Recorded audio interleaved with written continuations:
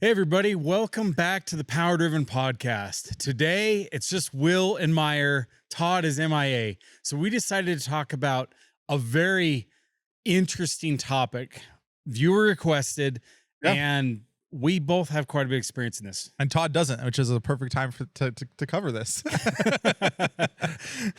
So today we are talking about drivetrain. Yeah, really. drivetrain upgrades. Like we've talked about engine, we've talked about transmission, getting those things to hold the power, but the rest of the drivetrain, you got transfer cases, drive shafts, axles, what you got to do, what you got to know in order to get those things to hold the big power. So a lot of our experience is based on the Dodge Ram platform. So Dodge Ram from, let's say, 1994 to about 2018 is kind of our main bread and butter.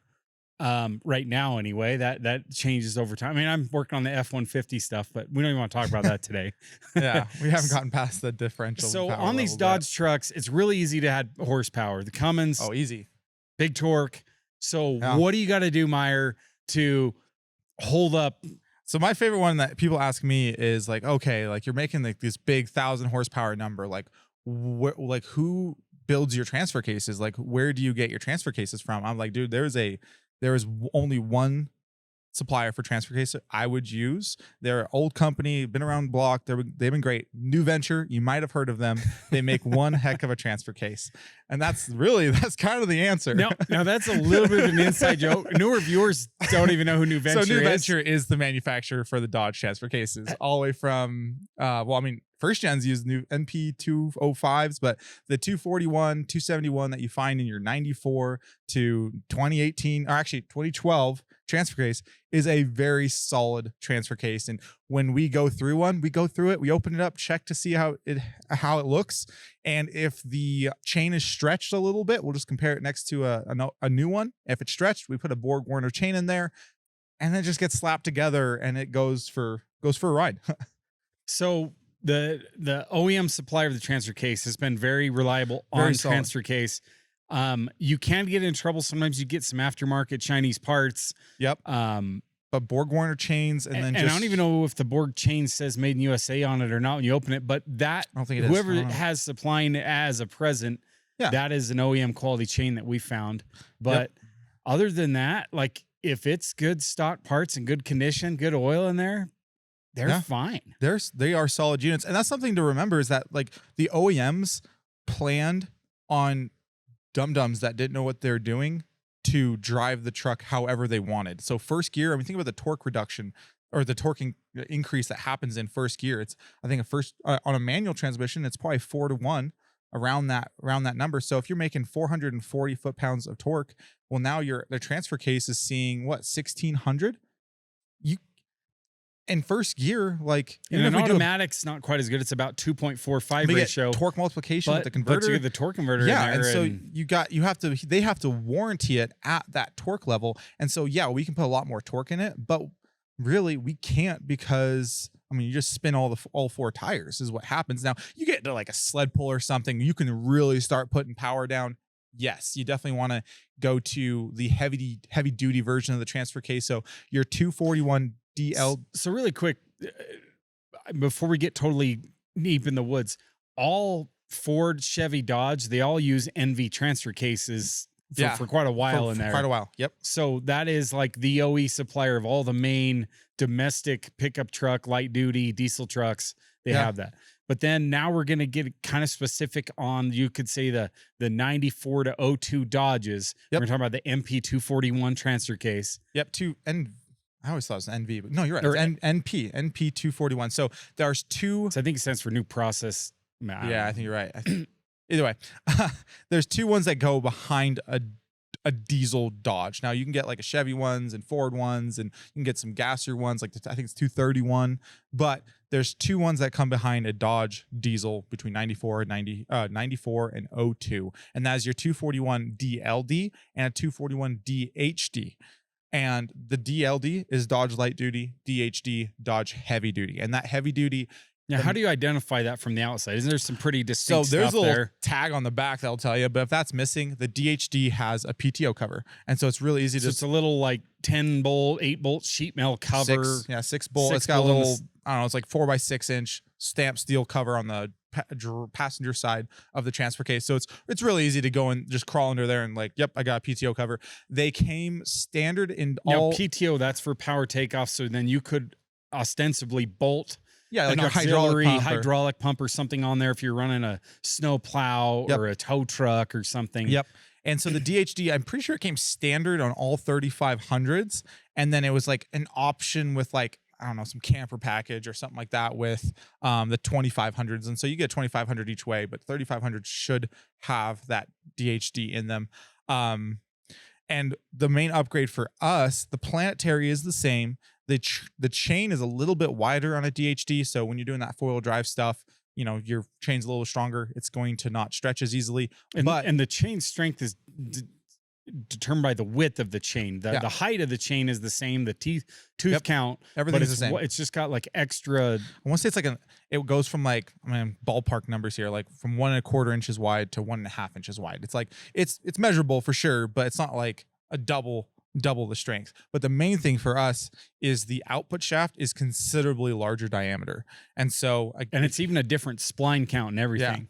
So a guy can't just go take a DLD out, put a DHD in, and change nothing because the slip yoke that comes out of that four-wheel drive unit is different. Yep, and because the DHDs have that PTO, they have because they have the PTO cover. It's made to be able to use a power takeoff hydraulic pump, air compressor, whatever you're using. And because of that, they have to have a gear inside the transfer case. And because of that, that spaces the whole back half of the transfer case back a little bit. So the transfer case is also like 1.5 inches longer than a DLD. And so not only will you have to swap out yokes, there's a really good chance you're also going to have to swap out, just change your drive shaft length as well. And to, you know, be able to accommodate that longer transfer case. Now the front drive shaft stays the exact same. It's really easy. So the front drive shaft location, the yoke, everything's the same. The spline count coming out, and you got to keep in mind this chain is what drives the front transfer. You know, the front drive shaft. So it's like the stronger chain isn't what's making the DHD stronger than a DLD in two-wheel drive or the power coming out of the back. What makes it stronger is it's got a bigger shaft. And it seems like more in sled pulling, guys have trouble breaking the output shaft on a DLD, and they go to the DHD transfer case. And then obviously if they get sled pulling, they'll get bouncing. But on drag race trucks, like out on the street, it's not common to destroy a DLD transfer case. And because it's lighter weight, some guys could say they actually prefer them. Yeah, I mean, if you plan on just having like a sled pull truck or like something you plan on multi-purposing, a DHD. I mean, it's an extra. Actually, I was trying to find the weights in my phone here because I weighed them all because I was curious.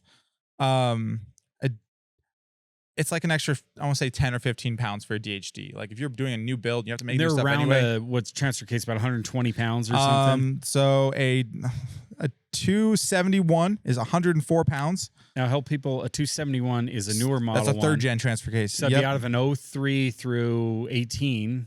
Oh wait, through 12. You said 12 they changed again? Yeah, so there's like a split year in 12 where like 12s after a certain date have a Borg-Warner transfer case, which those are also solid. I've heard a little bit more issues with them, but they're still they're still a good trans. So DHD is, I want to say it's 99 pounds. A DLD is 84 pounds, and a 271 is 105 pounds, 104 pounds. So like they're right there, but yeah, there's a little bit of weight savings. On my race truck, I have a DLD because that extra, the 20 pounds of weight savings, I don't plan on sled pulling it. So I don't really feel like I need that. Well, now you picked up more than, because 83 to 99, you're only talking 16 pounds, but you picked up 20 because you took it a step further. So I got rid of, my transfer case doesn't have low range anymore. I kind of just got rid of that. So now low range is another neutral. So I saved another, I think there was 13 pounds worth of stuff in there. So now the transfer case weighs like 70 pounds. I think it's 70 pounds. And so for you guys trying to race, that's a cool mod. You can pull the low range stuff out of there. Now, as far as like modifying, is that something a guy can figure out just pulling stuff out? Or it's is really there spacers and crap you got to do? No machining. Just pull the planetary out and reassemble. I'm gonna use a little bit of logic. There's some stuff that has to stay just to help locate everything. but yeah, it's very, very straightforward. But now, that's a little bit more weight savings. Now, for guys that have a hot street truck and they're hauling, you're going to want to keep low range. Yeah, don't. My street truck has low range. It's nice sometimes when you need low range, you need low range. Yeah. And so what's funny is, so my race truck has no low range at all. So it's just neutral, 2 high, 4 high. My old 12 valve tow truck, I modified to where it has 2-wheel drive low, because when you're towing around like big trailers and stuff and you need that low range for crawling, you don't want to be in 4-wheel drive. It's really nice. So that's a whole nother thing. But yeah, like definitely a big fan of low range, except for in that thing. So 2-wheel drive low range. I remember that was a mod back in the day. I've never done it. So yeah, it's fun. But yeah, and then you get up to like, again, the DHD, it's much heavier duty. And then you can get into the 271. That's your 3rd gen transfer cases. And they also have 273. That's the electric shift version. So 271 is manual shift. I would say that's... So if you have like an '06 Dodge and it has a little dial for 4-wheel drive, that's that. If it has a stick on the floor, then it's a 271. If it has electric dial, it's a 273. Yep. And so the internals are identical, other than the parts required to, make it go from manual shift to electric shift, like all your chains and everything else, like power holding capability. It's all the same. But they are actually a little stronger still than the 241 DHD. The cases are beefed up substantially. Everything's just bigger in there. The gears or the sprockets that hold the chain are bigger diameter. So now you have more, the chain has more leverage on everything. Like if you're trying to build like a kind of a hot street sled pull truck, very good idea to put a 271 in there, just because they are a little bit stronger. They're heavier and they don't fit very well in a 2nd gen Dodge. Yeah, the downside is they kind of hit the floor almost. You might even... You got to do a little notching. I think you got to do a little tapping on the frame, or it gets a little close to the frame, and you got to do a little grinding on your transmission cross member, but it will fit.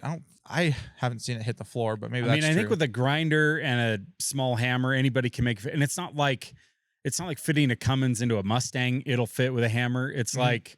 just barely, not quite bolt on. Yeah. Kind of like fitting random aftermarket parts that aren't well designed on your truck, like a sway bar or something. Kind of fits, but you got to kind of massage it a little bit. That's kind of what's involved. Now with the 271 transfer case upgrade, you do need to change the output shaft, because that's a totally different yoke bigger. Again. Yep. And so yeah, it's a little bit heavier duty. And I don't want to like tell people, all of you guys, this and make you feel like, oh my gosh, I have this 500 horsepower tow truck, whatever. I'm going to put a 271 on it, so I'll never have to worry about it again. New Venture transfer cases are very, very solid. DLDs, 0 issues at 500 horse. And if you feel like just doing the upgrade, doing it DHD, not a terrible idea. But I don't know if I even consider a DHD until I was up into like the 700-800 horsepower, and I planned on really using it, like whether you're mud bogging or sled pulling or just beating the crap out of it in 4-wheel drive. Then I would consider. But otherwise, a DLD is a very solid transfer case. And like I say, it's everyone thinks like, it's so much stronger. It's got a little bit wider chain, and it's got a little bit bigger output shaft diameter. Like the input diameter is the same. It's the exact same input shaft. So, and if you have an automatic transmission, the output shaft on the automatic or the input of the transfer case is 23 spline. I guarantee you will break that 23 spline stock output shaft on the automatic long before you'll, break your... Now, if you run it out of oil, that's one thing. You can break a TK slot. In fact, most of them are burned up from a leak and they run out of oil and they're serviced from what I've seen. But if it's a healthy transfer case, you will break that output shaft. So much so that then guys go to a billet output shaft on their 4-wheel drive transmission, 23 spline. And if they get to the point that they're breaking that, there is a billet 29 spline output shaft that they put in the transmission. And then on the transfer case itself, there's a 29 spline input that comes from the manual transmission versions. Yeah. And so let's talk about that a little bit. We get that a good amount. So like Will said, the factory output shaft on a 47, 48 is a 23 spline.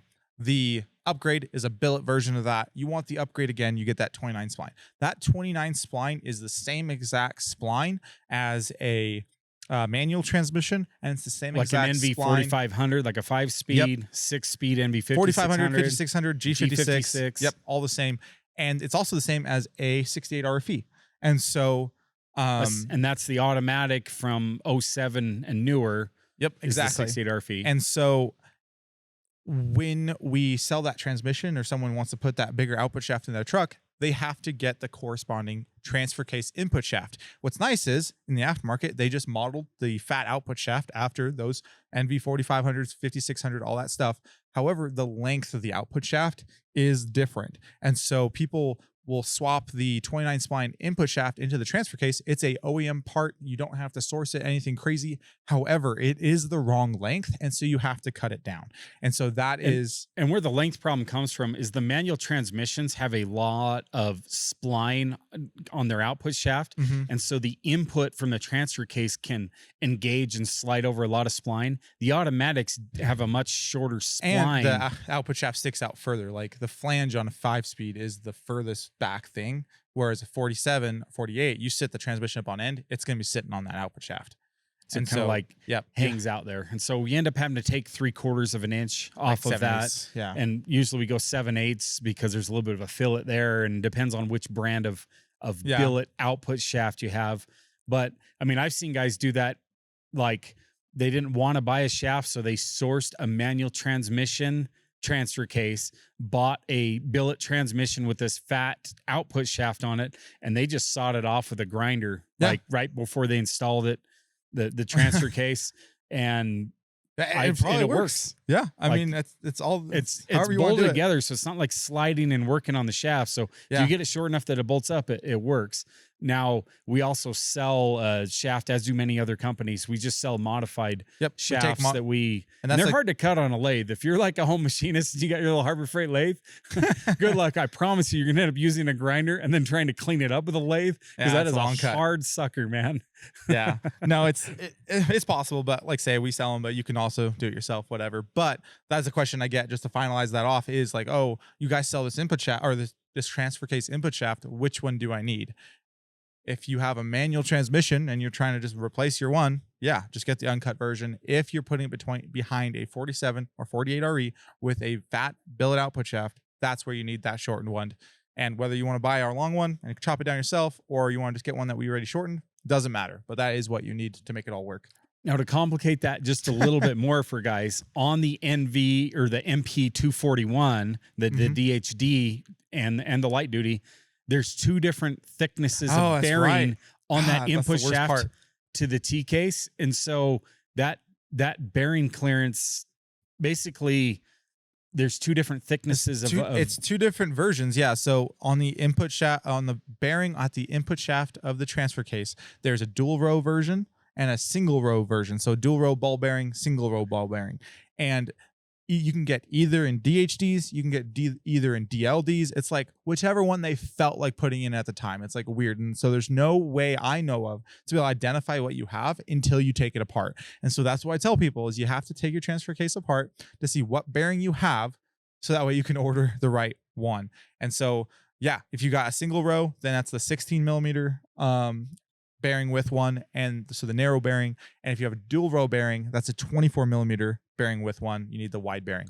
Now, it is possible to figure out from the serial number on the transfer case. I remember that Torque King 4x4 or Quad 4x4 website. They used to list that. However, these trucks are old enough now that parts have been moved around. And do you know if your front half matches the back half of your case that the tag is on? You don't. And so, like Meyer said, you pretty much need to take it apart, because even if you source it perfect off of the stuff on the back of the case, may or may not be correct. And you can just pull the 4-bolt. There's like a 4-bolt seal housing on the very front there. You can pull it off and kind of throw a flashlight in there and see if you can tell if it's a single row or a dual row. And then that way you don't take it all the way apart. But you got to take it apart to some extent to really know what you have. Now you get into the 271 and 273 transfer case. There's just one. Just one. There's just one shaft. So basically, you're just ordering a shortened one or shortening yours, and no problem. And in fact, those, I guess if they came behind a 48, they're small. If they came behind a 68, they're already the right size. And so that's basically everything transfer cases. Now, if you're going to a DHD on the output shaft, there's there's two different sizes of DHDs in those 241s. There's and it's weird. If you have a 94, 95 truck versus 96 and up, the speedometer on 94s and 95s were on the transmission tail housing.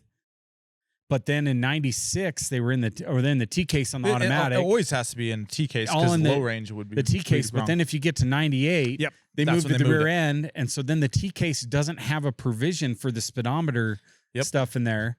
And then within the output shafts, there's a couple different sizes and I think right at 96 is that transition year. And so you can get, if you end up with, I believe a 96 is like the hardest DHD transfer case to find. Like it's rare because it's not the full sized output. It's kind of halfway between a light duty and the heavy duty and the later ones, but it has the speedometer provision in it that you need.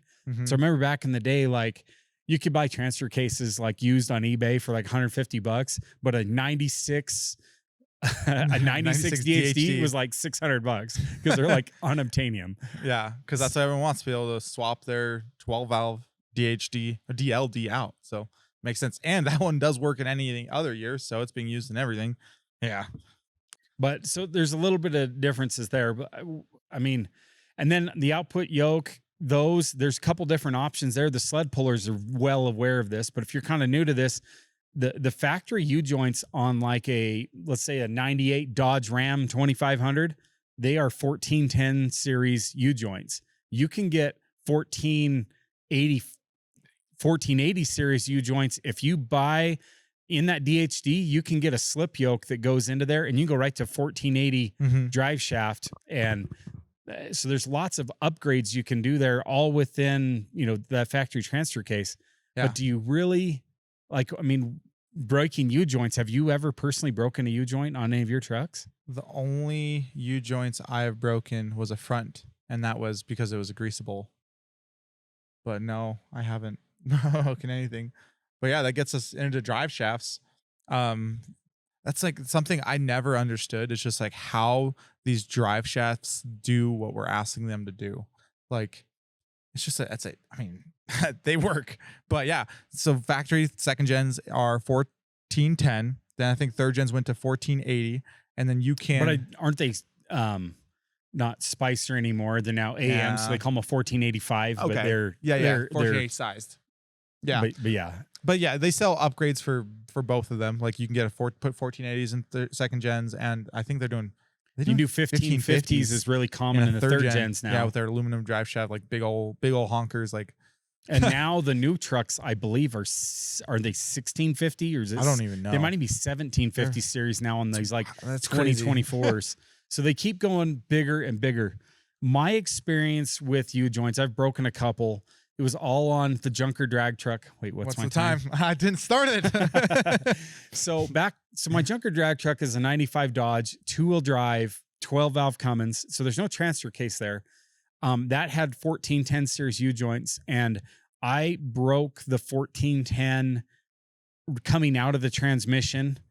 And what happened is it got tight. And when I was drag racing, this was about a high 10-second drag race truck. At that time, it weighed about 5,700 pounds, 5,600 running down the track. So not as heavy as your pickup truck. And it made, right there about 800 wheel horsepower to run, to run 1090 quarter miles. And the output shaft out of the 2-wheel drive, it's a 1410. It twisted the yoke, the ears, and it would load and make the U-joint tight. And so I twisted a yoke, and not enough where it totally failed and the drive shaft fell on the ground, but it twisted where it was like tight, like you try to push the truck and you could feel it, and it was definitely making a harmonic and a noise. And so on those 1410, if all of your power is running through that, it's not split through transfer case front and rear. You can overload that with 800 horsepower in my experience. Yeah. And that's something that I didn't realize that at first. I don't think a lot of people do, is when you have 4-wheel drive, that means each axle is only having to deal with theoretically half of your power. And so you can get away with a lot less. Like now if you're a rock crawler, and you're going up and your rear end gets all up in the air and you don't have a spool, and so then the limited slip might only be able to put 40% of the power to that one wheel through the limited slip. Then your front axle is now taking more than half. And that's where you get into trouble. Things wanting to bind up really bad and whatever else. But for us, like, call it hot street trucks and just like we're drag racing. Yeah. Like your junker, you hurt your Dana 70 at what power level? So when it was making at that time, I'd been on dyno when it made like 720, I think, or 721. I think it was 721 back in the day. The first thing I broke was a axle shaft on the rear end, and it broke right at the splines, sheared it off, and aftermarket axles were a lot of money and I was cheap. So I just bought a used one at the junkyard and put a stock one in there. And then I painted a line down the side of it so I could see if it was, because I could tell that it was twisting a little bit, and it was a couple splines off where it failed. And then it gave me a way to just simply pull it out and check to see if it was twisting. Yeah. After I fixed that, then I had welded it and I wasn't a very good welder. And I had the metal plate that I had put in there to weld up that open rear end had flown out, and it had gotten pinched between the ring gear and the pinion gear, almost like scissors. And it put so much pressure, it broke the bearing. Like it broke the bolt and broke the bearing cap on the rear end, shoving the diff back, but didn't break anything else. And so then I put that back together with a new bearing, because I think just the bearing race broke, and I had to change the bolts because I think it stretched the bolts and broke the bearing race. Didn't pull threads out of it, just broke the bolt. So then I put that back together, and I got much better at welding. Yeah, it's a little Harbor Freight flux core. It was still flux core, but I learned how to like get the most out of your Harbor Freight flux core. You got to put a new heavy duty ground cable on it. You've got to plug it in direct to an outlet close to the panel. I was going to make a joke about how, you've come so far. And I'm like, actually, I don't know that that's the case. I've seen your welds. I'm sorry. And then I learned if you turn the wire speed up, it gets more heat on those crappy flux cores. And so you max the wire speed out, aftermarket ground cable. And anyway, long story short, I got it welded better. Then after that was all together and good, then I had started twisting drive shaft yokes. After I got that fixed with slicks, I had a couple times where I got a little bit of tire shake or a little bit of bounce and hook type stuff. And I sheared the pinion off of the Dana 70. Wow. So the 1410 were as strong and with fresh ones, and you got to have the non-greasable ones. A lot of guys don't know that. In those Spicer U joints, the factory lifetime grease joints are stronger. It's the only thing we use here. In fact, we've seen competitors at UCC and other events, we're talking top level events, that don't know that, and they break a U joint. And they're like, oh man, I'm just at the limits of my 1480 or whatever. And I'm like, I see a grease circ there. And they're like, yeah. And they don't even know. So just so you guys know, if you buy greasable U joints, they are not nearly as strong as the lifetime greased solid, because there's no hole through them. If you drill a hole through the cross to give it lube ports, you're weakening it. Yeah, right there where the Zerk is in the cross, like right in the armpit of the cross. That is where they start to crack. And so if you are going to install one for whatever reason, put that on the compression side, not the stretch side. That's just another trick for you guys. If you like, this is a farm truck or something, you want greasable so you can hit it with grease at every oil change. I'm not against it, just install it right. But anyway, so non-greasable U joints. Anyways, so I sheared the pinion off. So on a Dana 70, the pinion is 29 spline that comes in, and it broke. It broke. Just like snapped the shaft. Just twisted it right off. Wow. Broke it clean. So like the U joint was all whole, the yoke was all whole, and there was just sheared at the back of the yoke. When that happened, then the pinion went in, messed up, did a bunch of munching, and ruined the ring gear and everything at that point. So you break the pinion, it loses all the bearings there. And so my upgrade at that point is I went to a Dana 80 rear end. And so, there's two Dana 80s in your second gen Dodges. There's a dual rear wheel and a single rear wheel. And I remember I used to know all the terminology. A Dana 80 dual rear wheel is a true Dana 80. The Dana 80 that's a single rear wheel, I want to say it's like a Dana 80W or something like that.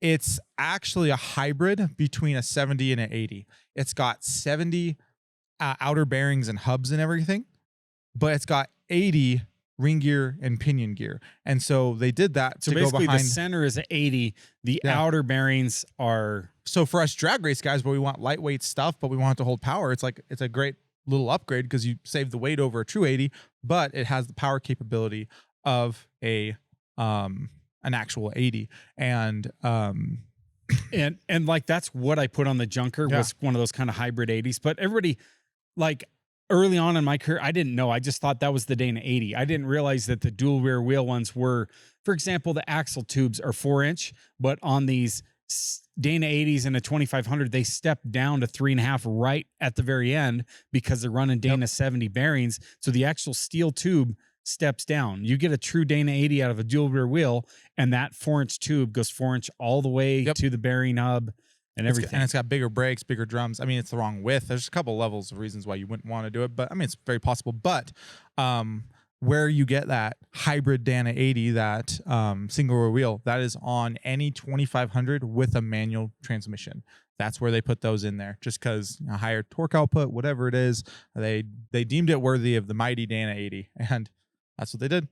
And the first one I had a 99 with a 5-speed manual, and it had that Dana 80 rear, but it had my 99 24 valve. It had a light duty transfer case. But it had a Dana 80 rear end, and I was flabbergasted. So I was like, what? I don't have the DHD transfer case. I have a DLD, but I have a manual transmission, and I have a Dana 80 in the rear. It seemed crazy to me, but in 99, that was the build combination that I didn't buy it new, obviously, but that's the combination it came with. Yeah. But back to the junker. So we twisted that off, went to a Dana 80, and remember I'd broken the Dana 70 axle shafts. Well, those are 32 spline. These Dana 80s are 35 spline. So they have a little bit fatter actual drive shaft in the middle that turns the wheels. So the Dana 80 is stronger. The ring and pinion is bigger. The ring gear is like a Dana 70 is 10.5 inches, and a Dana 80 is like 11-inch or 11.25 or something. I don't remember the exact. Yeah, it's right there. It's a little bit. I think it's a little bit smaller than 11.25, like AAM, but it's close. But I don't remember the numbers. It's right there, about 11 inches. And some of you guys will correct us, but I've never worried about the exact ring gear size because that's not a common failure for these trucks. Now, after I go into that on the junker, I had no trouble with the rear end. The only other thing I did that a lot of guys will do if they're sled pulling, sometimes those axle tubes will spin in the differential center because they're just pressed in and they have a little rosette weld or a little plug weld because the center section's cast and the outer tubes are steel. Well, you can still, if you grind and clean it up, you can weld between the center section and the outer tube. You can put a bead there. And you don't have to like fully burn it in, but some pretty beefy tack welds, and that'll keep the tubes, because sometimes those tubes will shear those little plug welds and spin. It's mostly I've seen it on sled pulling, but I have seen a couple drag trucks do that. Yeah, I've seen like street trucks do it too. I mean, you get rowdy enough and just like the bad day, whether it's a Monday axle, whatever it is. Yeah, and so just welding those up if you're making decent power, it's simple, easy, free thing to do. Just don't get it too hot, and there's really no extra mods there or setup. So then back at the axle itself, once you get into the Dana 80, now you are that bigger spline on the pinion. See, a Dana 70, there was no upgrade. Once you break the splines of the pinion, it's like there isn't an upgraded, there's not a pro gear, there's nothing to do there. You go to the Dana 80, it goes from 29 to 35 spline. So that input spline that the little yoke that the drive shaft spins is bigger on a Dana 80. And once you go to that, because 35 spline, now all of a sudden you get 1480 U joints. There's all kinds of options if you're having drivetrain problems on your, and this is going to be more extreme, guys. I mean, let's say you haul hay and you're hauling, 30,000 pounds. You got to go through this creek and your truck gets bouncing and there's a slick rock after and you break your rear end every time you do that, pulling through that ditch. So you basically described my childhood, and I can say DLDs and Dana 70s for the win. Like they still work. But yeah. but like that's where you're getting into some of these drag race trucks and then the pulling trucks.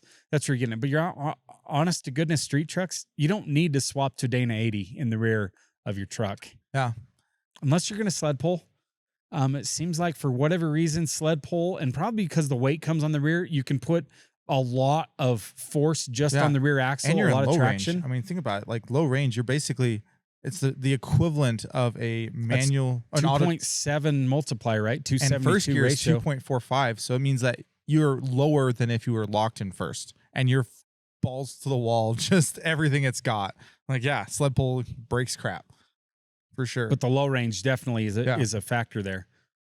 But anyways, after that, you can upgrade the yokes on the drive shaft. But I got to the point on the junker where I was like, there is not a bigger yoke. The biggest yoke you can get is a 1410 out of that 47 RH two-wheel drive transmission. And they have a pretty big shaft. It's 31 spline. And it's a big heavy duty slip yoke. And I eventually got to where I broke the output shaft on that two-wheel drive transmission, but they're so long and springy. It's like they can handle a lot of shock loads before they, overload. But the one, you could say the weak point in the drivetrain on the junker that I found is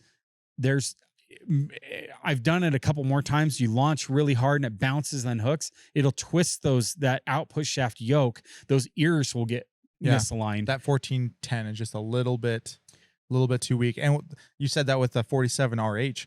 I just went through this for a customer trying to find him a better option. And this was last year sometime. There's still nothing. The biggest you can get is a 1410 yoke. Now, so something I was researching, I don't know if you looked at this. If you get into the 48 REs, that's what he had. The tail housing is bigger. So, but that's not where the shaft's breaking. So it's fatter around where it splines on there. But I didn't know if then in that series of yoke, there's a 1480. That's what he was looking. I called multiple drive shaft shops and no one could make anything. So I think if you're at that point, you need to do it's like a billet yoke. You got to get either, billet yoke, or do like the stubby, like Suncoast conversion where now you're running like a 4-wheel drive output shaft or a 4-wheel drive overdrive housing on your transmission. And that allows you to run if you were at that level, you could get like Mark Williams will make custom billet yokes and stuff. But by the time you pay them their engineering fee and get your $2,000 yoke, that's why most guys go to that Suncoast kit, because it basically converts a 4-wheel drive into a 2-wheel drive, and it lets you use a Mark Williams Turbo 400 roller bearing yoke, slip yoke that for your 2-wheel drive, and now you have 1480 joints. But again, that's a pretty high level. Like you have to be doing some pretty gnarly crap in order to make that what necessary. have I done with the junker? I'm on the 3rd slip yoke, and the 3rd one's been fine for quite a while. Mm-hmm. As I've gotten better at suspension, it's not bouncing. It's actually, it's been running 660s in the 8th. So that's like a 1040, maybe even high 1030s quarter mile truck now. Mm-hmm. And so, 1030 in a quarter drive, mile, it's not light.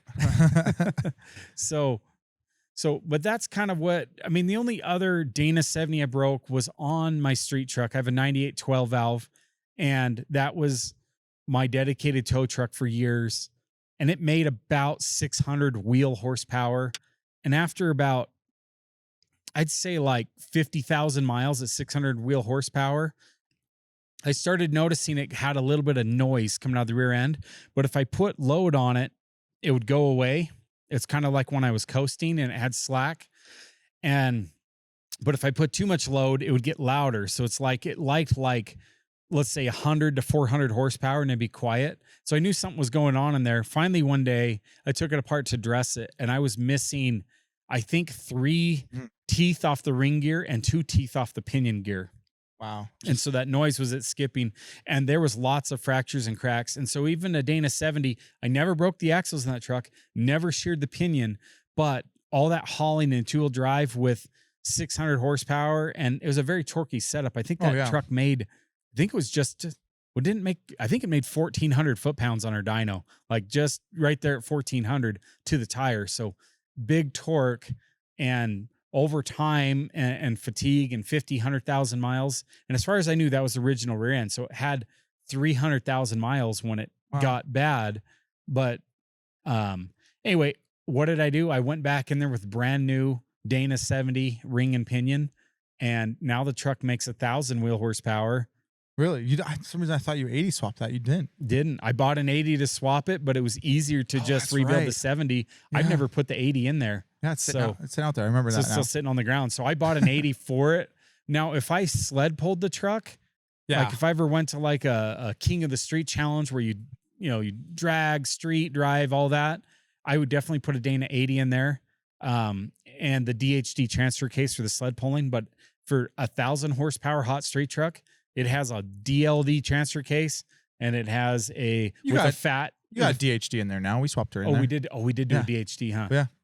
But yeah, still that because the chain was stretched, like the old one was tired. We built the whole truck with a new engine, new everything. We're like, if you're gonna do it, just friggin' do it. So that's kind of where we went. So yeah, so I never went more than, you could say, high 600 horsepower with the DLD in that. But still, it was. I mean, it had lots of 4-wheel drive launches, and I drag race a lot of times. I mean, it has, I don't know, 50 quarter-mile time slips I still have for that truck between. Really? Wow. Between 13 seconds and. I don't know if I ever gotten 11s with the old setup. I think it was about a 12:30. In fact, one time I towed to Montana and my junker drag truck broke when I first started it. So I'm 12 hours away at this race, and I'm trying to race. At that time, it was a 1090 index class, and my race truck was broke. And so I put my tow truck and I double classed it in 1190 and 1090. So I'm out there, miles away, mobbing the tow truck, and it can only run like low 12s. Why did the ring gear break? That's stupid. But you won't believe it. I made it clear to the semifinals with the 12-second truck because people were so bad on the tree and reaction time. It's I only need a 12-second truck to compete. Oh, that's awesome. But so then I have broke one Dana 70. In the shorty, and that's a 2-wheel drive. I mean, that thing made. What broke on it? I don't know. I never pulled the cover off. I was driving it. I just put a new turbo on it, and it was like a smaller turbo, so it didn't make more power or anything. Like it was a 467, and it was like, it felt like the throttle was really like weird, like trying to spool the turbo was like almost notchy almost, and I'm like, this is weird. Like, why is the tune doing this with this different turbo? Like, that's weird. And then I got into it a couple times. I went to Home Depot. On my way to Home Depot, I noticed it was weird, and on my way back, it like just lost all gears. And so, yeah, there was definitely a couple teeth missing in a certain section because most likely you broke teeth because the drive shaft wasn't free. It didn't break the pinion off. Yeah, so I lost teeth. Like if I had the truck in a certain spot, I could just rev it up and it would just spin. But if I moved it a little bit, I could get some momentum going and to like skip past the missing teeth, and so I could load it on a trailer. And so that's what we did. And I ended up putting a Dana 80 in it, and then I ended up putting an AM in it, but whatever. And that was like, call it 1,100, 1,200 horse. And I didn't drag race it that much, but that's just street hits, just hitting it with, 4-wheel drive, like it's a lot. Which in comparison, that thing made 1,100, 1,200 horse. My race truck Scrat makes, call it 1,800. I've drag raced with, at least 1,600 horse. And so far, I pulled the axle shafts out. 0 issues. They're not spun. Don't look spun at all. That looks fine. The Godfather has upgraded stuff in it, like upgraded axle shafts, but it's still a Dana 70. And that pinion that you broke on the junker is still there. Yeah, and we've hooked up 2,800 horsepower to the tire on the dyno through the Dana 70 29 spline pinion. Never broke it. Never twisted, never had an issue. And here I am with the junker at 700 or 800 horsepower, launching and bouncing and hooking a little bit with slicks and shear the pinion off. And Todd definitely had his fair share of airtime. So that's interesting. 4-wheel drive just seems to help. And Todd himself had sheared axles on that. So you're getting similar torque through there if you're shearing axles on both vehicles. But once he went to 35 splines, so the axles were addressed, he has not broke. Now, we haven't looked at it recently to see if there's any cracks on the ring and pinion. I think every year before we went to UCC, though, we would pull the cover and check and inspect for cracks. Yeah. I've never, ever had any damage in that rear end. One thing we did do that you guys can do if you're right on the verge of your Dana 70, I did this with the junker. When that pinion is under load, it deflects and pushes away, and you lose some of the mesh in your ring gear. And so when the rear end is set up, if you have a good drive shaft shop, they can set up the mesh deeper than spec. That makes it could make it a little bit more noisy. It could make it have a tiny bit more wear till it breaks in. But if you're meshing deeper, they can deflect further. And so basically, before it gets out on the tips of the teeth, tips of the teeth, and there's a lot more strength in the root of the ring gear and the root of the pinion gear than out on the outer tips. The leverage, the power has less leverage to break the teeth off. Really, yeah. Yeah, it's really just simple leverage thing. And so after I broke the ring gear on the junker, when the pinion, I'm trying to think, I broke. Yes, I did change a ring and pinion once on that too. But it might have been when I had chunks had Lost flown that out plate. and stuff got into the ring gear. I think I did break That teeth, makes ring and sense. pinion when that happened too. So I did put a ring and pinion in that, but I set that up deeper. And after that, I never had any trouble till I sheared the pinion off. Just clean off. Yeah, setting it deeper doesn't help with that problem. So, but so there's things you can do there in the setup that helps a little bit. And I don't know if that's a 10% increase. It makes you feel warm and fuzzy, but I do know that like in the, rear end specialty guys, they'll tell you that they can set them up to be stronger. Nice. Yeah. And then you get into an AAM and just kind of, I don't think we have as much experience with the AAMs, but in the AM, like your third gens, they have the 10.5 and 11.25 versions, which is basically your Dana 70, Dana 80.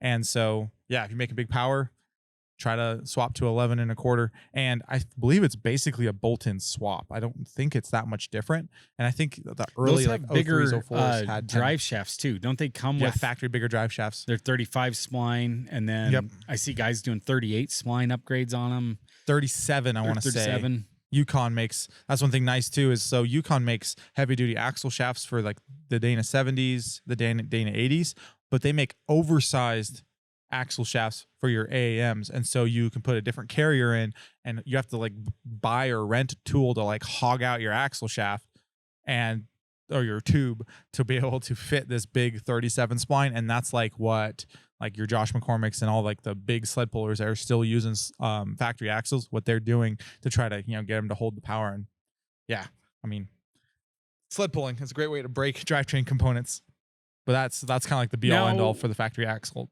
Now the AMs are pretty good. I mean, a lot of guys really like them when they're going hard. What about the drive shaft? I know there's a couple.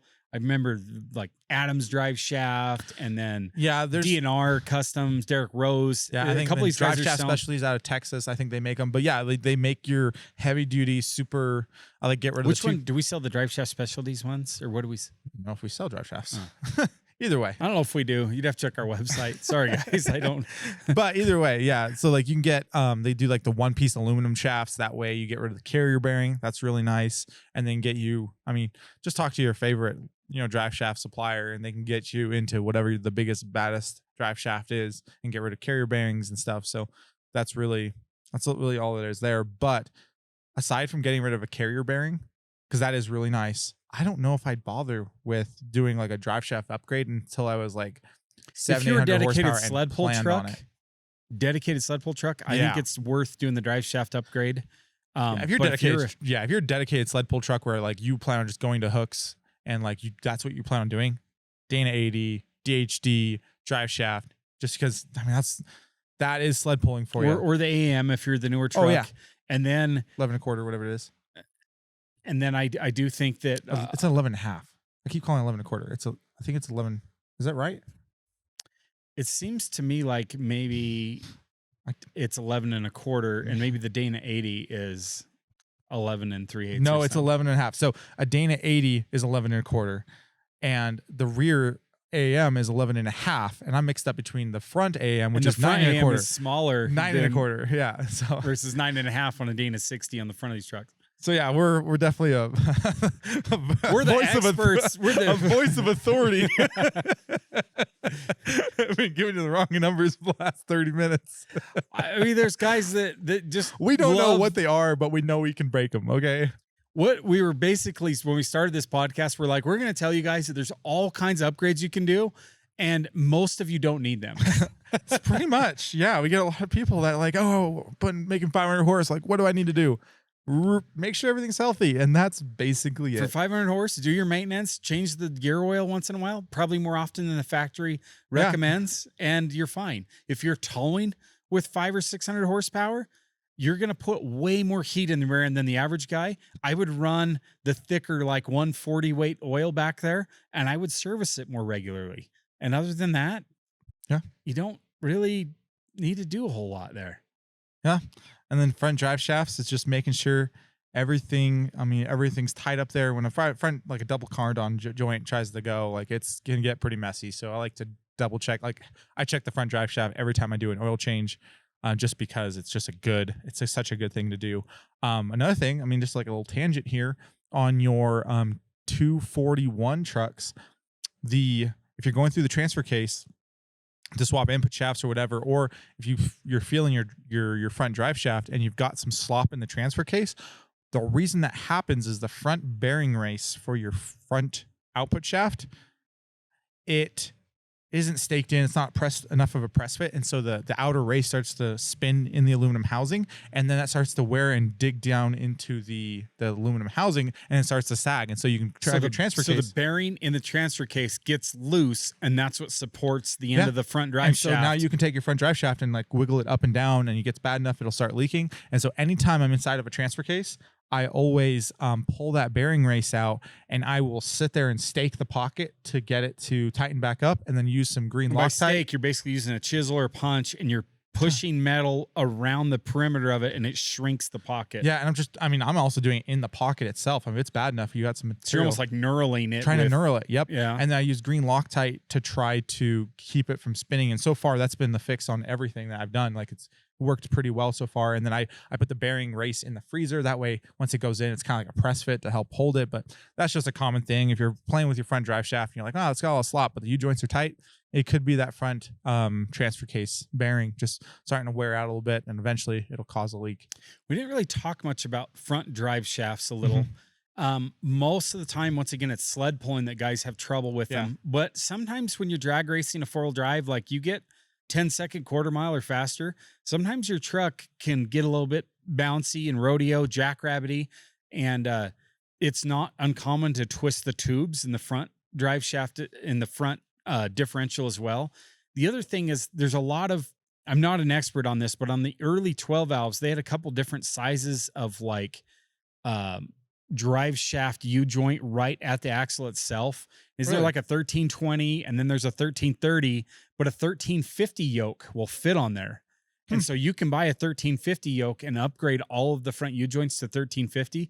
And that's a very common, once again, use the non-greased or the lifetime greased ones. And the Spicer ones are better, in my opinion, than the NEPCO or the SKF or what, all the other. Every time I try to install another brand because I'm in a pinch and the bearing doesn't, like the U-joint doesn't like want to fit very well, and you got to sand the clips and stuff, I'm like, yeah, there's no way this is made with good quality.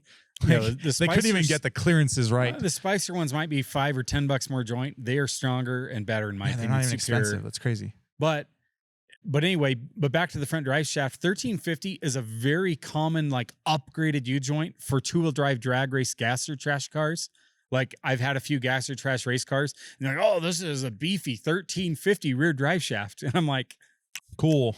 In fact, you buy an upgraded yoke for a 727, which is the same slip yoke as a 2-wheel drives, and they come with 1350. Ooh. And I'm like, they're bragging about a 1350 upgraded yoke for their 2-wheel drive, and then the factory Dodge Ram Cummins one is a 1410. It's a bigger U-joint. It's like, but anyways, 1350 in the front seems to be pretty good. All of the cardan joint and all that can be made there. You get into the 4th gens, and I believe they get up, or maybe it might even be 5th gens. They get up into 1410 series, but in the AEM versions, they call them a 14. Yeah, I think the 4th gens is where they do 25 or 35 or whatever number they call it. They beef it up, and then you can get like 3rd gen. I know they make upgraded front drive shafts that have like the 14 series joints in them as well, and get like nice and beefy there. The problem is on a 2nd gen, the front flange on the front flange or yoke on the differential is a U-joint, like, what do you call it? It's where it uses strap joints and it cradles the joint itself. And so it's not an easy upgrade. You get into the 3rd gens, I don't think they even make a bigger one for that. So you'd have to use some kind of hybrid joint, which case you're still kind of weak. Whereas you get 3rd gen AAM, now you got a flange, and they make like the 14 series whole unit. So now you're using 14 series in your whole front drive shaft. But I mean, there are options there. Then the other problem we saw, like I remember my truck right behind me, Uncle Rico, that was Josh's old UCC truck years ago for like 1 year. And I remember in the sled pull, he broke, was it the axle or was it a U-joint front? Front axle shaft. He broke the front axle shaft, and he was maybe 150 feet. It wasn't even really hardly going in the pole. Yeah. But when you have all that weight in the weight box, it broke. Well, if you start looking, there's several different little idiosyncrasies on these front ends. But if you go to like Yukon, they make a heavier duty axle shafts to go in there. And some of them you have to remount. They have two different options that we've saw. A lot of them, they delete the CAD or the central axle disconnect. That's kind of a weak point.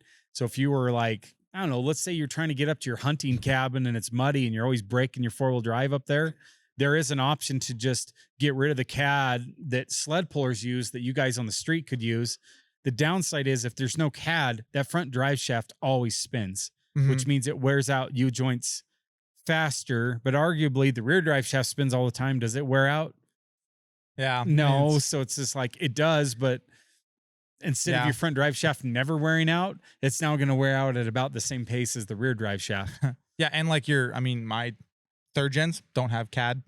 My early fourth gens don't have CAD. It's not until, again, later fourth gens where they brought the CAD back, and they're just trying to help prevent wear on the front drive shaft unnecessarily, which does mean that like when you're going highway speeds, your front drive shaft is spinning highway like RPM. I think that's probably one of the big differences is when you have a loose U-joint in the rear, you feel it clunking. You feel it. It's like, oh, there's something wrong. I should check. When you have a loose U-joint in the front, you might feel a small vibration, but not much. You're not feeling that clunking. It's not doing any power holding. And so that's where you get a little dangerous. Just kind of coasting. Is that like if my front drive shaft or my front U-joint in my 2010 started to go bad, if I was lucky enough to hear it or feel it or something, cool, but I would have no warning other than that to where the front drive shaft's coming through the floor. And so that's where it's a little more dangerous. But if you're good on your maintenance, the U-joints don't fail in a day.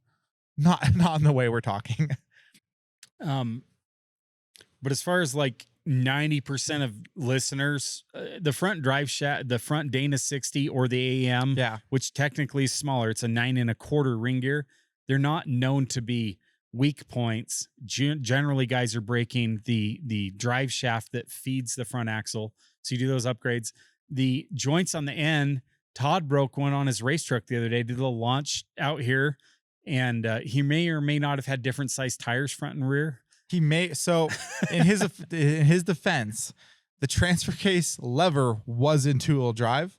He did not roll the truck to be able to then get it out of 4-wheel drive. And because the tire sizes were different, it was bound. It was all bound up. He launched, front drive shaft held, axle shafts held, the U joint, the turning joint. It would be like your CV joint if it was a random truck. The U joint itself, that U joint, it broke. Split across the cross. What? When we looked at it, it had some grease zerk holes through it. So some guy years ago had lost that front drive shaft U joint and thought, not the drive shaft, the front axle U joint. Yeah, right there at the knuckle. Right there at the knuckle. And he's like, and the shop's like, I know, put a Greasable one in there and then you can grease it and it'll never wear out. Well, guess what? They're not as strong, and it spit it out and broke. It might even broke the ear on the axle. It didn't break the ear off, but it like kind of twisted it to where like I wasn't gonna try it. But then the cap was funny as we went through and like we found all the parts except we were missing a cap. We didn't think much of it. Like crap went everywhere. We went drag racing and we found the cap. It had gone through the radiator fan and so broke the blades off the fan. Radiator was fine, which is shocking, but yeah. It was in the shroud. But what I found is if you have fresh, good Spicer, use the Dana Spicer actual name brand, those U-joints up there, no problems. Yeah. Some of these companies, and I think are they a 1410 or they might even be a 1480 series. The front? I think they're pretty big. Yeah, they're 1480s. I think they're 1480s. So they're already just ginormous, like huge joints. And maybe you get into the newer AEM axles. I don't know if they went to a 15 series, but if the old Dodges from like the early 90s had 14 AEMs stuff have up like there. Again, it's their 85 or whatever it is. But Spicer does make joints for them. That's what's in the Mater, our 3rd gen tow truck. So yeah, some Spicer we just joints, put some Spicers in there because it had some bad ones in there. And like speaking of joints, that's yesterday. I was doing some front brake stuff on my truck, and the right side, passenger side, had the Greasable, had a OEM Spicer in it. I was like, cool. Went to go to the driver's side and had freaking grease fitting in there. I was like, oh, get that crap out of there. I don't need a repeat of what So Todd you're did. passionate enough, you didn't know, and you'd race successfully, but you're not going to risk it on the racetrack. You immediately, it wasn't a bad joint. It was still working, but that is, and maybe you got away with it because it's on the driver's side and the engine torques and it unloads that tire on your four-wheel drive launch. And so it doesn't get nearly as much traction as the front passenger tire does drag racing. Yeah. And I haven't gone super, super crazy with that one yet. Like it could definitely have launched harder, but I was just like, you know, I've seen a break. I don't feel the need. And Spicer joints are cheap. Like I get them from Rock Auto. I don't remember how much they are, but they're like every time if you buy from Rock Auto, they're like wow, $1 different than the oddly affordable. It's like Josh's favorite line. It's like, yeah, I just bought I bought a whole like self-contained clean room for my backyard. It was like 20 grand. It's oddly affordable. Josh. I don't remember the actual number, but everything is like, oh, I could buy like this beer scooter, like where it has the cooler built into a scooter. Like it's like only $3 grand. Like that's oddly affordable. Josh. Well, anyway. I can't think of anything else. I mean, the only other real intense drive shaft thing I could talk about is we've had a few people ask us about the UCC truck that we went sled pulling with years ago. Remember, we were running 6 cut tires. So we had dual cuts on the back and all that. And we'll start at the front axle because that's, you know, easy place to start. The front axle on these Dodges is a Dana 60, but when you're making 3,000 horsepower, it's like the Dana 60 on the front with a weight box is not strong enough. So we sourced a Dana 60 HD, and it's weird out of these Ford F550 applications, and this Dana 60 HD has a 10-inch ring gear. So it's almost like a Dana 70 on the front, or actually it's not 10, it might be 9 3/4, but it's not 9.5, it's bigger. And so we got that. It has bigger axles, has bigger U-joints on it, 10 lug axles, and we welded it up and made that. And so that's what we did for the front axle. And so far that hasn't broken. So that's been pretty reliable. 1350 U-joints all the way through on the front. Really? Just using factory? Or maybe we did. No, 1350 is not factory. We might have actually upgraded that to 1480s. I can't remember. I'd have to look. I have to look at my backyard. Then the transfer case, these Dodge DHD transfer cases, usually around 2,000 horsepower, become problematic on sled pull trucks. But when you have 6 cut tires and over 2,000 horsepower. Yeah.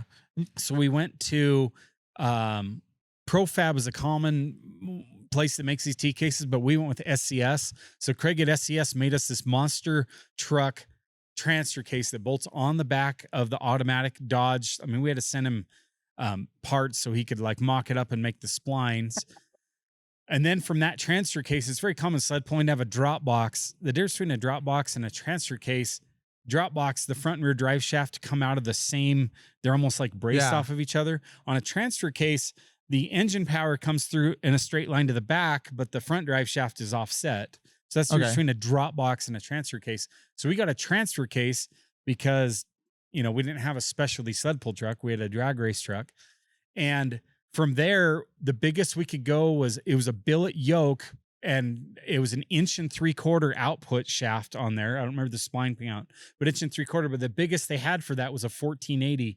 So all of our power is running through 1480 U-joints.